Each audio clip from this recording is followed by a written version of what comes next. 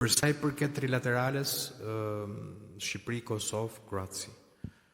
Patjetër që i ndjekim dhe reagimet dhe shpeshherë një lloj paniku i pajustifikuar nga reagimet e institucioneve në Beograd. Ne vazhdojmë punën tonë.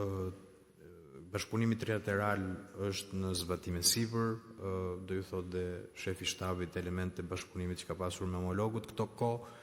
Bëm një takim me homologët e mbrojtjes në Myni për të përcaktuar hapa të tjerë që lidhen me prokurimet përbashkëta në fushën e mbrojtjes, sepse të treja vendet kanë nevoja të ngjashme dhe fuqizohemi duke u bërë bashkë për të pasur kontrata më të mira, më të lira, më në dobi të nevojave që kanë forcat tona.